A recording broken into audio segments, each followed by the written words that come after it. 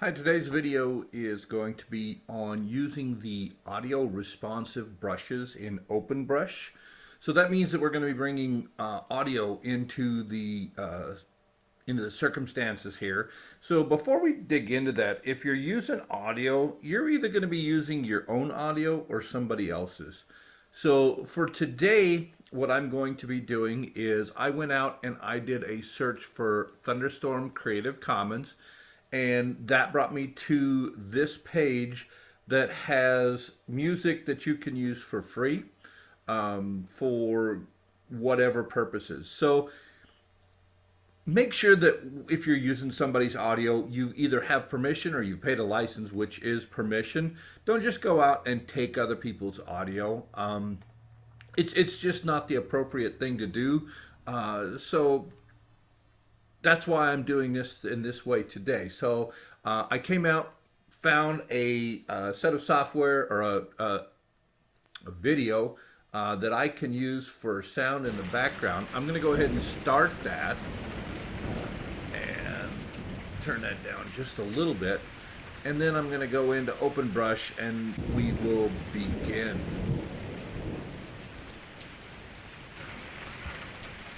All right, so the first thing I'm going to do is I'm going to set up a set of cameras so that you can see without my head bobbing. So I'm going into the advanced mode, and then I'm going to more options and then labs. When I click that, that brings out the labs palette, and I'm going to go to spectator camera, and I'm going to position that roughly in front of myself, so that you can see what I'm doing as I'm doing it. Alright. So, I've got my spectator camera on. I'm in advanced mode. I'm going to go back to beginner mode because just that's the stage where we're at right now. Alright, so what we're dealing with today is this little audio reactor tool that is available in OpenBrush. So if I just come in and turn that on with sound playing in the background, what that's going to do is it's going to change the icons that are available for certain of the strokes that you have, the brush strokes that you're available.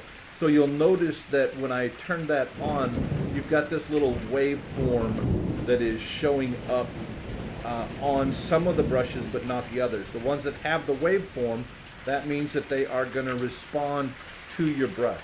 So if I take this soft highlighter, pick a color I want to use, shouldn't spend too much time on that, but there's a color I want to use. There's a couple different ways of drawing that stroke. What you can see is that those brushes are responding to the sound that's in there. I'm going to grab another brush right next to this. We'll just do pinch flat so that you can see the difference.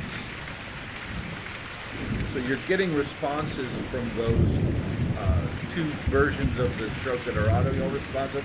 The other one's doing what it will normally do.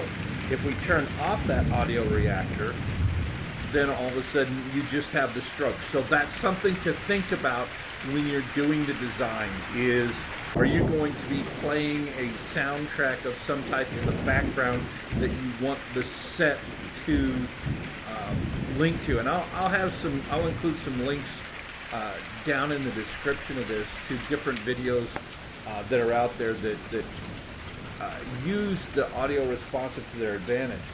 So I'm going to go ahead and I'm going to load a sketch that I did recently. And I'm going to do the quick load so that everything is there. This is actually a massive sketch, and it was the basis for a video that I created with camera paths. And when I added those camera paths, this ended up being about a 17.5-minute long video. So this is a very large drawing or scene. And this is what it looks like when the audio responsive is off. So you'll notice that some of the brushes are, the brush strokes are moving even though we don't have the audio responsive on. Others are not. So what we're going to do is we're going to turn on that audio reactor and see how this scene responds.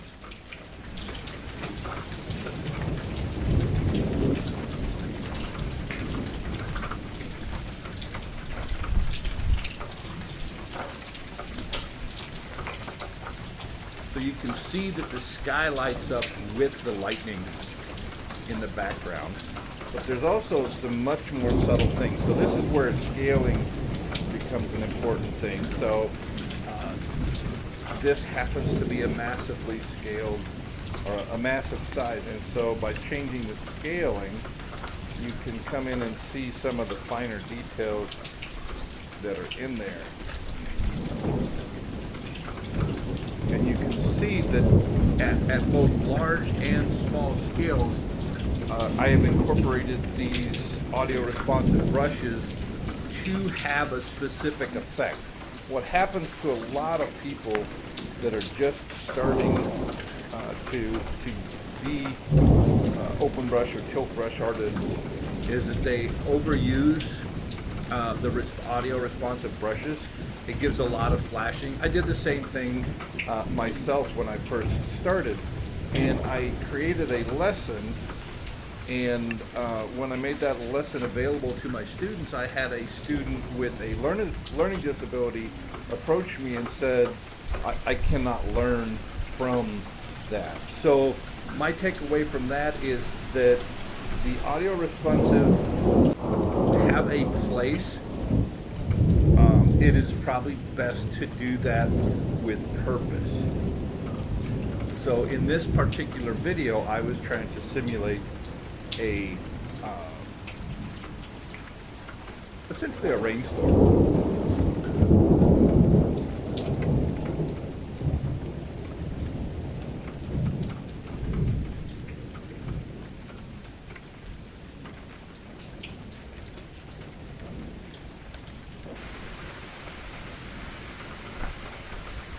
So I've just turned off the audio reactor, and you'll notice that some of the brushes, I believe that the tool that I used, the brush that I used for these was actually fire. So it, in this case, has a more active movement without the audio reactor on than it has when it is on. So we'll look at that.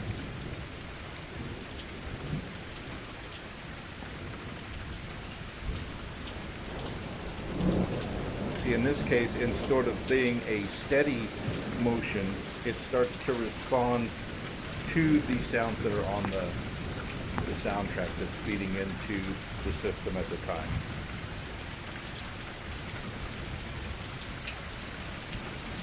So the thing that you need to do now is go in, turn on some audio, find some audio responsive brushes, turn on the reactor, and see what you get.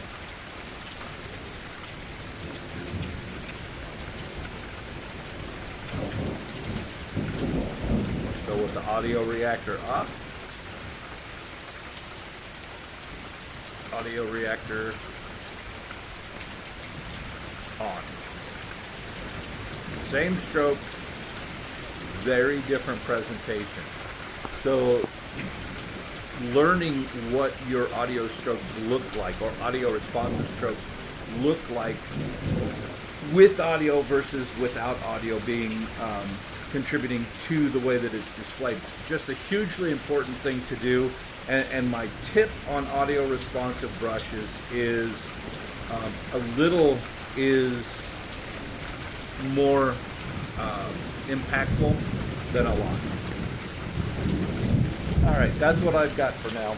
I'll talk to you in the next video.